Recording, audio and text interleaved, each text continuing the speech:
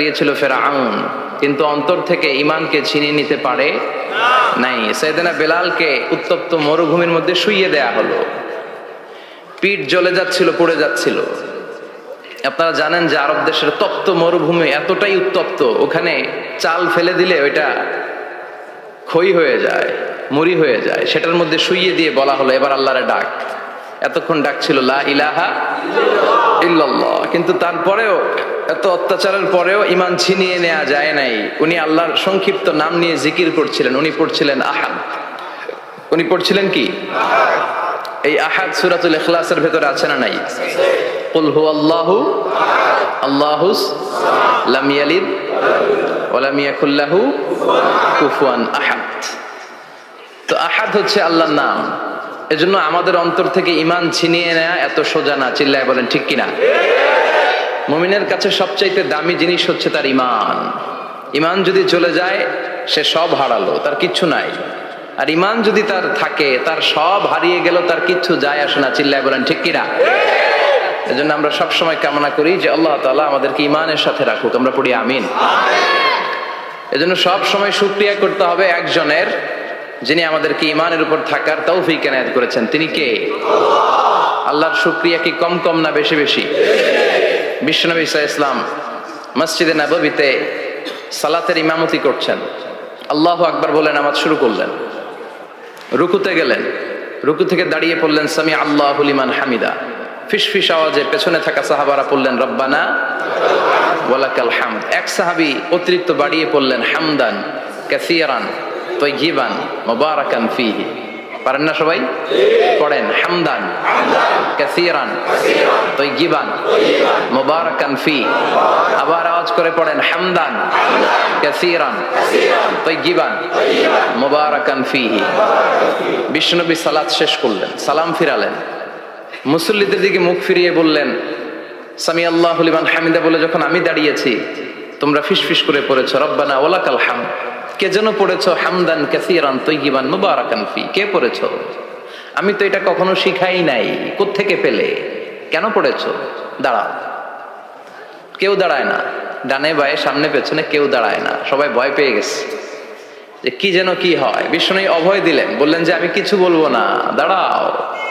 বিশ্বনবী অভয় দেওয়ার পর এক সাহাবী হাত তুলে দাঁড়িয়ে বললেন ইয়া রাসূলুল্লাহ আমি পড়েছি। বিশ্বনবী বললেন কেন পড়েছো? আমি তো এটা শিখাই নাই। সাহাবী বললেন ইয়া রাসূলুল্লাহ আল্লাহর প্রশংসা আমার কম কম করলে অন্তর জুড়ায় না, আমার করতে মনে চাই বেশি বেশি। এজন্য আমি নিজ থেকে এটা বানিয়ে বাড়িয়ে মিলিয়ে পড়ে দিয়েছি হামদান কাসীরান তাইয়িবান মুবারাকান ফী। বিশ্বনবী বললেন ভয় নাই, চিন্তা নাই, টেনশনের কোনো কারণ নাই, কারণ আমি সালাতে থাকা অবস্থায় দেখেছি তোমার এই অতিরিক্ত চারটা তাসবির সওয়াবটা, চারটা তাসবির সওয়াবটা বিদউ ওয়া সালাসুনা মালাইকা, 30-এরও বেশি ফেরেশতা কে কার আগে এই সওয়াবটা আল্লাহর আরশে পৌঁছে দিবে এ নিয়ে আকাশে প্রতিযোগিতা চলছিল। এজন্য আল্লাহর প্রশংসা বেশি বেশি করার দরকার আছে না নাই? বিশ্বনবী সব সময় আল্লাহর প্রশংসা করতেন আর দোয়া করতেন আল্লাহ আমি যেন বেশি বেশি আপনার প্রশংসা করতে পারি, আমি যেন আপনার শুকরগুজার বান্দা হতে পারি। আল্লাহুম্মা জাআলনি সাবুরা ওয়া জাআলনি শাকুরা ওয়া জাআলনি ফি আইনি সগীরা ওয়া ফি আ'য়ুনিন নাসি কাবীরা। এর মানে হচ্ছে আল্লাহ আপনি আমারে ধৈর্যশীল বানান, আপনি আমাকে শুকরগুজার বানান, আমার চোখে আপনি আমারে ছোট বানান, গোটা বিশ্বের মানুষের চোখে আপনি আমারে বড় বানান। পড়েন আমিন। নিজের চোখে নিজেকে কি করবেন? ছোট। তাহলে মানুষের চোখে বড় বানায় দিবে কে? আর নিজেই যদি বলেন আমি বড়, ফেরাউনের মতো আনা রব্বুকুমুল আ'লা, আমি তোদের বড় খোদা, আল্লাহ কয় তুই হইলি হুদা। ঠিক কিনা? বড় হইতে পারে নাই। নীল নদের পানিতে সুবাই সুবাই আল্লাহ মারছে। চিল্লায় বলেন ঠিক কিনা? পৃথিবীতে কেউ তো স্থায়ী হয় না, হোক না সে ফেরাউন কিবা নমরুদ, কেউ ভাবে চিরদিন রয় না, কেউ ভাবে চিরকাল রয় না। পৃথিবীতে কেউ তো স্থায়ী হয় না, হোক না সে ফেরাউন কিবা নমরুদ, কেউ ভাবে চিরদিন রয় না, কেউ ভাবে চিরকাল রয় না। চিল্লায় বলেন ঠিক কিনা? চিরকাল কেউ থাকবে না, কারণ আল্লাহ ছাড় দেয়, তিনি ছেড়ে দেন না। মনে রাখবেন, আল্লাহ কি দেয় আর কি দেয় না। ফেরাউনরে কি দিছিল? ছাড় দিছে, ছাইরা দিছে। নমরুদরে কি দিছে? ছাড় দিছে, ছাইরা দিছে। এখনো দেখা যায় আল্লাহ অনেকটা ছাড় দেয়, ঢিল দেয়, সুযোগ দেয়, কিন্তু আল্লাহ ছেড়ে দিবেন না। চিৎকার করে বলেন ঠিক কিনা। বিপদে আপদে মুমিন সব সময় প্রশংসা করে কার? আল্লাহর প্রশংসা করে শেষ করা যায়? যাবে? ওয়া ইন তাউদ্দু নি'মাতাল্লাহি লা তুহসুহা। আমার নেয়ামত যদি গুনতে শুরু করে দাও, গুনে শেষ করা যাবে না। আর নেয়ামতের প্রশংসা যদি করো, আমি নেয়ামত আরো বাড়িয়ে দেব। আর যদি প্রশংসা না করো, তাহলে জেনে রাখো আমার শাস্তি বড় কড়া। আমি সব সময় ধরি না, ধরলে সারি না। এজন্য সবসময় প্রশংসা করতে হবে কার? বিপদে আপদে সুখে দুঃখে আল্লাহর প্রশংসা। অভিযোগ কমিয়ে দেন, দেখবেন সুখে থাকবেন। এইটা নাই, ওইটা নাই, এইটা পাই নাই, ওইটা পাই নাই, জীবনে এইটা হই নাই রে, ওইটা পাইলাম না রে, এরকম অভিযোগ করে দেদারসে অনেক এরকম লোক আছে না নাই? এরা অসুখী, এরা অসফল। সফল ব্যক্তিদের একটা গুণাবলী হচ্ছে এরা কমপ্লেইন করে কম, কমপ্লেইন করে কম, তারা শুকরিয়া করে বেশি। দে আর ভেরি গ্রেটফুল। তারা শুকরিয়া করে বেশি। এটা পাই নাই, ওইটা পাই নাই, এগুলো বলবেন না। কারণ আপনি যেটা পাইয়া খুশি না, অনেকে এইটা পাওয়ার জন্য সংগ্রাম করে যাচ্ছে। আপনি এখন যেই জায়গাটাতে আছেন, এই জায়গাটাতে পৌঁছা অনেকের স্বপ্ন। আপনি এটা পেয়ে খুশি না, কিন্তু আপনার জায়গায় পৌঁছার জন্য অনেকে স্ট্রাগল করে যাচ্ছে, সংগ্রাম করে যাচ্ছে। আপনি যেই পজিশনে আছেন, শুধু এই পজিশনে আসাটাই অনেকের স্বপ্ন। তো শুকরিয়া করবেন না কেন? এজন্য সব সময় আমাদের বেশি বেশি শুকরিয়া করতে হবে কার? রব্বুল আলামিন বলেন, কুল লাউ কানাল বাহরু মিদাদান লিকালিমাতি রাব্বি লানাফিদাল বাহরু ক্বাবলা আন তানফাদা কালিমাতু রাব্বি ওয়ালাউ জিনা বিমিসলিহি মাদাদা। সাগরের জলকে কালি করে, গাছের পাতাকে খাতা করে, তোমার মহিমা লেখা শেষ হবে না, যদিও লিখি প্রভু জীবন ভরে। সাগরের জলকে কালি করে, গাছের পাতাকে খাতা করে, তোমার মহিমা লেখা শেষ হবে না, যদিও লিখি প্রভু জীবন ভরে। সাগরের জলকে কালি করে। চিল্লায় বলেন ঠিক কিনা।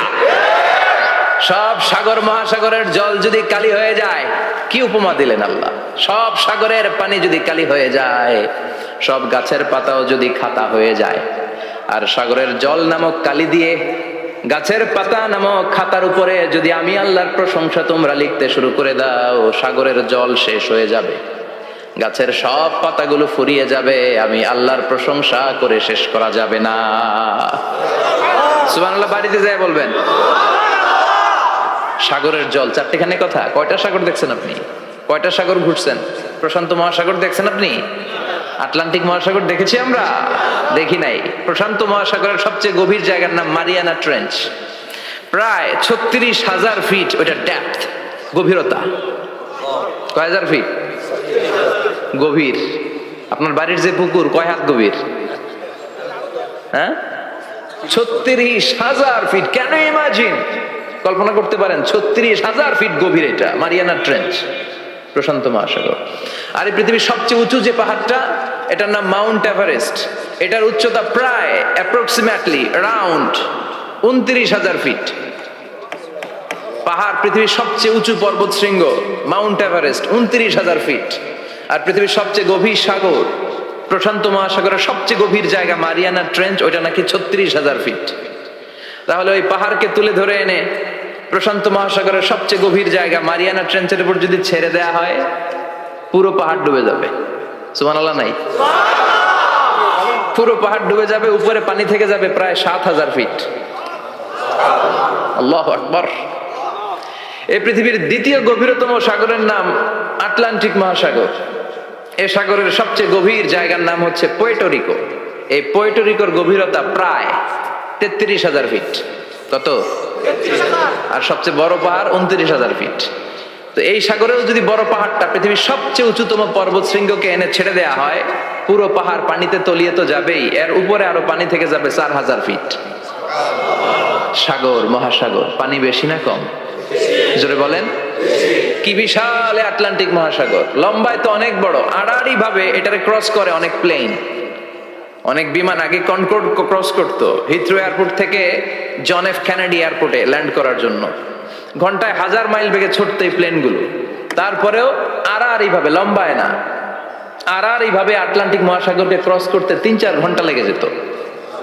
প্লেন যদি ঘন্টায় চলে 1000 মাইল বেগে, আর আটলান্টিক মহাসাগরের পাশ যেটা প্রশস্ত, এটা ক্রস করতে যদি 3 ঘন্টা লাগে, তাহলে পাশে কয় হাজার কিলোমিটার? 3000 কিলোমিটার। সুবহানাল্লাহ কইবেন না?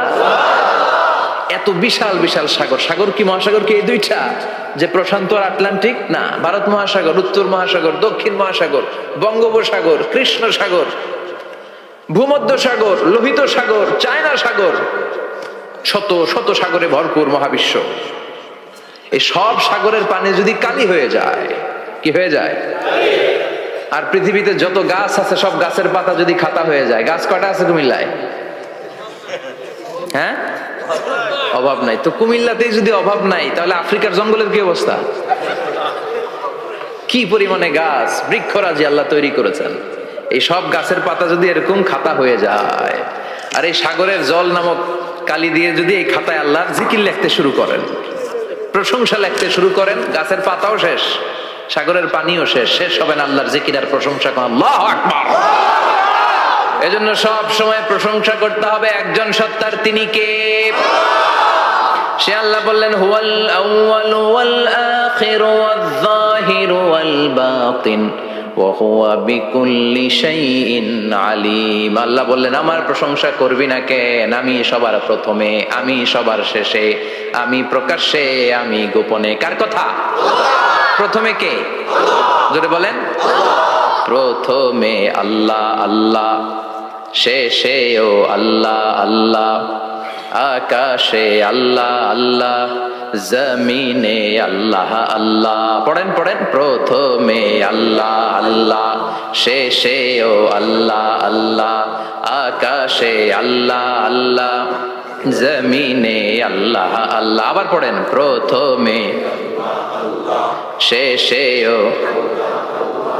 আকাশে আল্লাহ আল্লাহ, জমিনে আল্লাহ আল্লাহ। নিখিল জাহান গাই গুণগান, তার নামে গাই আমরাও গাহি তাআলা, হামদে বারি তাআলা, হামদে বারি তাআলা, হামদে বারি তাআলা। পড়েন আল্লাহু আকবার। তিনি প্রথম, তিনি শেষ, তিনি প্রকাশ্য, তিনি গোপন। এজন্য প্রশংসা চলবে একজনের। চিল্লায় বলেন কে? প্রতিদিন ভাবতে হবে যে দাদা চলে গেল, বাবা চলে গেল, আমি ওই একই পথের যাত্রী। দ্য ডেস্টিনেশন ইজ সেম, গন্তব্য এক, কেউ আগে কেউ পরে। এটাই ওয়াজ, এটাই দামি ওয়াজ। এটা মনে রাখলেই মানুষ আর চুরি করতে পারে না, মিথ্যা বলতে পারে না, ইফটিজিং করতে পারে না, পরকিয়া করতে পারে না, মতের বিরুদ্ধে গেলে তারে রামদা দিয়ে কোপাইতে পারে না। চিল্লা এখন ঠিক কিনা?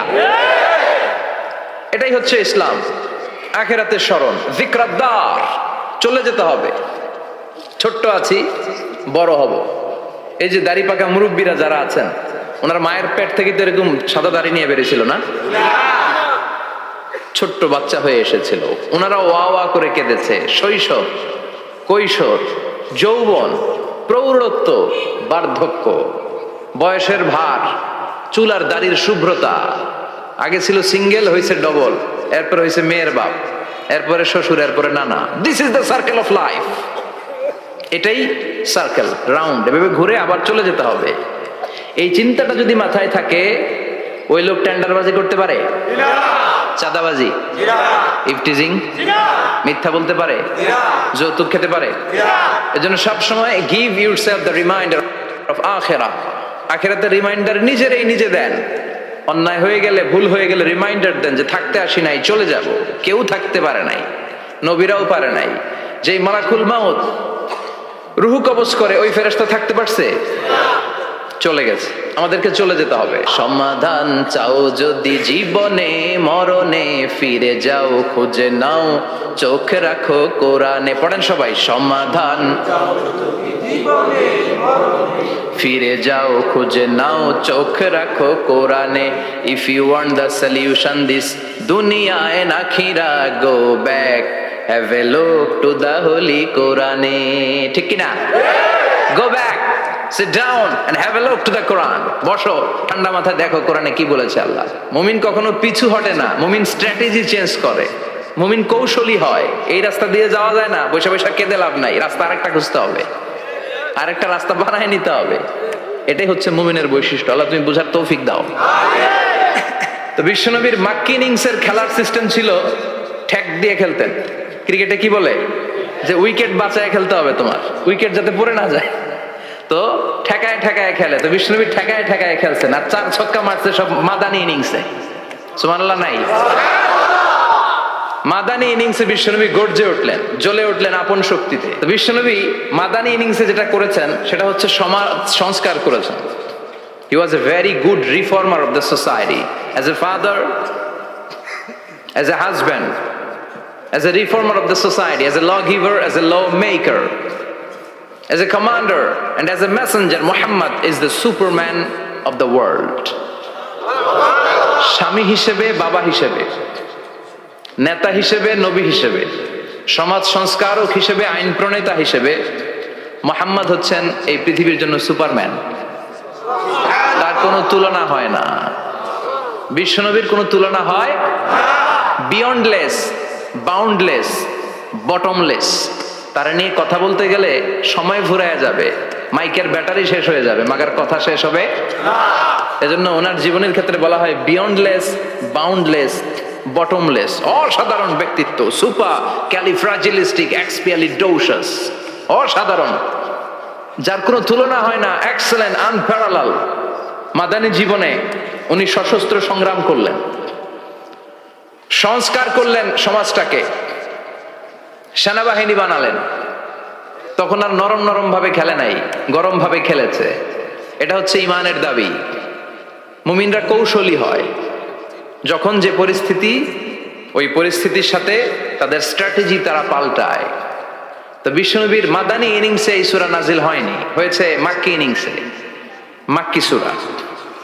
এই সূরার অনেক ফজিলত, ছোটবেলা থেকেই সূরা ইয়াসিনের অনেক ফজিলতের কথা আমরা শুনেছি না? বিশ্বনবী বলেছেন ইন্না লিকুল্লি শাইইন কলবান ওয়া কলবুল কোরআনি সূরাতু ইয়াসিন। সব জিনিসের একটা কলব আছে, হৃদয় আছে, অন্তর আছে, আর কোরআনের কলবের নাম হচ্ছে সূরা ইয়াসিন। বিশ্বনবী বললেন ইন্না লিকুল্লি শাইইন কলবান, সব জিনিসের একটা কলব আছে। ওয়া ইন্না কলবাল কোরআনি সূরাতু ইয়াসিন, আর কোরআনের কলবের নাম হলো সূরাতু ইয়াসিন। মান ক্বারাআ সূরাতা ইয়াসিন মাররা ওয়াহিদা, একবার সূরাতু ইয়াসিন তেলাওয়াত করলে 10 পারা কোরআন খতমের সওয়াব হয়ে যায়। বিশ্বনবী বলতেন ইন্না ফিল জাসাদি মুদগা, দেহে একটা গোশতের টুকরা আছে, ইযা সালুহাত সালুহাল জাসাদু কুল্লু, এই দেহের গোশতের টুকরা যদি ভালো হয়ে যায় পুরো দেহটারে ভালো করে দেয় কে? আল্লাহ। এই দেহের গোশতের টুকরাটা যদি পচে যায় পুরো দেহটারে নষ্ট করে দেয় কে? বিশ্বনবী বললেন আলা ওয়াহিয়াল কলব, ওই টুকরাটার নাম হলো কলব। টুকরাটার নাম কি? এজন্য কলবের মধ্যে আল্লাহর জিকির বসাইতে হবে। কি বসাবেন? নাকি আয়না বসাবেন? আয়না বসায় না? আয়না বসাইয়া দে মোর দয়াল বাবা, কেবলা কাবা, সব মুখস্থ। আয়না বসাইয়া দে মোর, নবীর কলবে আয়না বসায় নাই নবী। সেদিন আবু বকর, ওমর ফারুক, কেউ আয়না বসাইছে? আবু হানিফা, শাফিঈ, এরা কলবের মধ্যে আয়না বসাইছে? বসাইছে জিকির। চিল্লায় বলেন বসাইছে কি?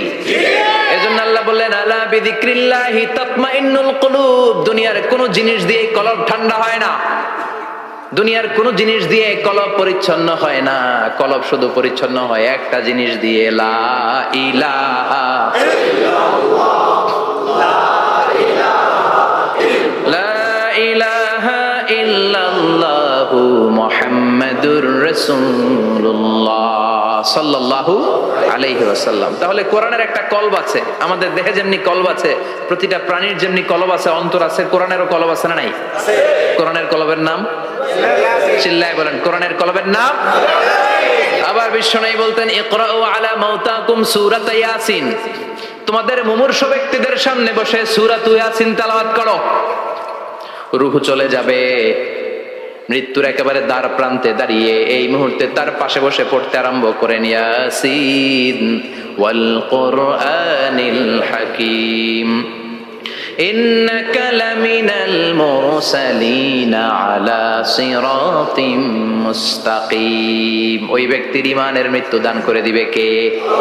মৃত্যুর কষ্ট হালকা করে দিবে কে? আবার বিশ্বনবী বলতেন রাত্রিবেলা যে ব্যক্তি একবার সূরা ইয়াসিন তেলাওয়াত করে ঘুমাতে যায়, সকালবেলা নিষ্পাপ অবস্থায় তারে ঘুম থেকে জাগাবে কে? তাহলে এই সূরার মর্যাদা কম কম না বেশি বেশি? কলবুল কোরআন, এটা কোরআনের কলব, একবার পড়লে 10 পড়ার সওয়াব। আবার মুমূর্ষ ব্যক্তির সামনে বসে সূরা ইয়াসিন তেলাওয়াত করতে বলা হয়েছে, তাহলে মৃত্যুর কষ্টরে হালকা করে দেয় কে? আল্লাহ। আবার রাত্রিবেলা সূরা ইয়াসিন তেলাওয়াত করলে সকালবেলায় নিষ্পাপ বানায় দেয় কে? আল্লাহ। মনে থাকবে? কোরআনের কলবের নাম কি? ভুলে যাবেন না তো? বেশি বেশি তেলাওয়াত করতে রাজি আছেন? সকাল সন্ধ্যা তেলাওয়াত করবেন তো? সূরা ইয়াসিন ছাড়াও এই সূরার অনেকগুলো নাম তাফসীর গ্রন্থে পাওয়া যায়। এই সূরার একটা নাম হচ্ছে সূরাতুল কাদিয়া, সূরাতুল তাকদি হাজাতা কারিহা। যে এই সূরা তেলাওয়াত করে ওই তেলাওয়াতকারীর যে হাজত আছে, প্রয়োজন আছে, এই সূরার বরকতে আল্লাহ তার প্রয়োজন পূরণ করে দেয়। আমাদের জীবনে প্রয়োজন আছে না নাই? কার কাছে চাইবো?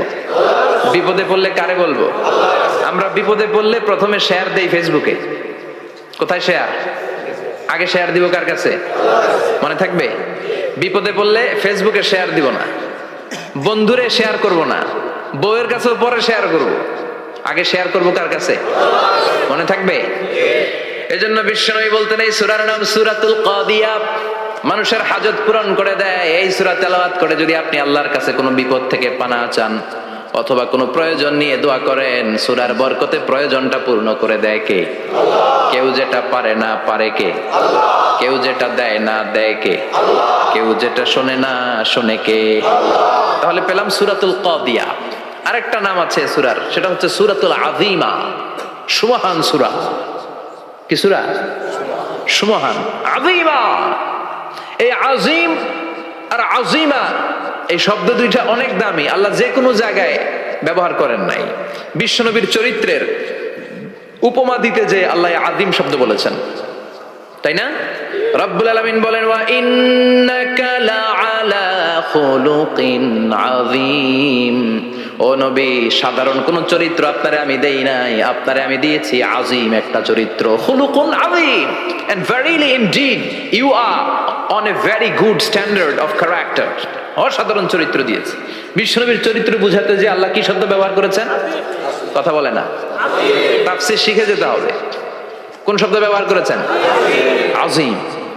আবার আল্লাহ নিজের পরিচয় দিতে যে আযীম বলেছেন, ওয়ালা ইয়াউদুহু হিফযুহুমা ওয়া হুয়াল আলিয়্যুল আযীম। সুবহানাল্লাহ। আকাশ জমিনের নিয়ন্ত্রণ করতে যে আল্লাহ কখনো ক্লান্ত হয় নাকি? কারণ তিনি হচ্ছেন আল আলিয়্যুল আযীম। আল্লাহু আকবার। তার মানে নবীর চরিত্রের ক্ষেত্রে আযীম, আল্লাহর নিজের সত্তার ক্ষেত্রে আল্লাহ বললেন আযীম। আবার বললেন কিয়ামতের দিন গোটা পৃথিবীটারে আমি নাড়িয়ে দেব, গোটা পৃথিবীতে একটা আমি ভূমিকম্প দিব। এই কথাও কোরআনে আছে না নাই? ইযা জুলজিলাতিল আরদু জিলজালাহা আল কারিয়াতু মাল কারিয়া। পুরো পৃথিবী কাঁপিয়ে দিব। এই কাঁপাকাঁপিটা ওই দিনের ভূমিকম্পটা কি অন্যান্য সময়ের ভূমিকম্পের মতো হবে? এই ভূমিকম্পকে আল্লাহ বলেছেন আযীম। ইন্না জালজালাতাস সাআতি লা শাইউন আযীম। সেদিনের ভূমিকম্প সাধারণ কোনো আর্থকোয়েক নয়, সাধারণ ভাইব্রেশন না, এটা আযীম। আবার আল্লাহ কোরআনকেও আযীম বলেছেন, ওয়ালাকাদ আতাইনাকা সাবআম মিনাল মাসানি ওয়াল কুরআনাল আযীম। ও নবী, আমি আপনারে নিত্য পাঠনীয় সপ্তবাক্য সূরাতুল ফাতিহা দিয়েছি, সাথে সাথে কোরআনে আযীম দান করেছি। সুবহানাল্লাহ। তার মানে কোরআনের ক্ষেত্রে আযীম, কিয়ামতের ভূমিকম্প এটা আযীম, আল্লাহ নিজেও আজিম, বিশ্বনবীর চরিত্র আবার এই সূরাটাও যেহেতু দামি, এজন্য এই সূরার নাম সূরাতুল আযীমা। সূরাতুল সুমহান সূরা। এটা যেন তেন সূরা নয়, এটা তো কোরআনের কলব। কলব ছাড়া মানুষ বাঁচে? হার্ট ফাউন্ডেশনে যেয়ে দেখবেন মানুষের কি অবস্থা। হৃদরোগ, হৃদয় যার নষ্ট তার যে কত কষ্ট। এই যে কি পরানো লাগে এখন, রিং পরায়, এনজিওগ্রাম, এনজিওপ্লাস্টি করে আর্টারি ব্লক করে ফেলে। চর্বি, এত চর্বি আমরা খাই, এত গরুর গোশত আমরা খাই। মনে রাখবেন, যেই প্রাণীর পা বেশি ওইটার ভিতরে কোলেস্টেরল বেশি। মাছের কয় পা? হ্যাঁ, নাই, এখানে নাই, মাছের পাটা নাই, কোলেস্টেরল নাই। মুরগির কয় পা? জোরে বলতে হবে। তার মানে কিছু কোলেস্টেরল আছে না নাই? গরুর কয় পা? কোলেস্টেরল বেশি না কম? এইবার কোন চিংড়ির কয় পা? সবচেয়ে বেশি কোলেস্টেরল কন্টেইন করে শ্রিম্প, প্রন, চিংড়ি। এজন্য এগুলো কম খাইতে হবে। তবে 40-এর আগে যারা আছেন ধুমায়া খান, 40-এর পরে এই যে মাটন, ল্যাম্প, ছাগলের গোশ, খাসির গোশ, চিংড়ি, এগুলো আপনার ডায়েট থেকে বাদ দিয়ে দিতে হবে। বুঝতে পেরেছেন? এজন্য এই সূরাটা যেন তেন সূরা নয়, এটা তো কোরআনের কলিজা, হার্ট, হৃদয়। এজন্য সূরাটা সূরাতুল আযীমা। সুবহানাল্লাহ পড়েন। তার মানে 1 নম্বরে পেলাম সূরাতুল কাদিয়াহ, 2 নম্বরে পেলাম সূরাতুল আযীমা, 3 নম্বরে এই সূরার আরেক নাম হলো সূরাতুল মুআইম্মা। সূরাতুল মুআইম্মা। মুআইম্মার 2 অর্থ। এক অর্থ হচ্ছে এটার বরকতটা আম, সবার জন্য, যেই পড়ে সেই বরকত পায়, এজন্য মুআইম্মা।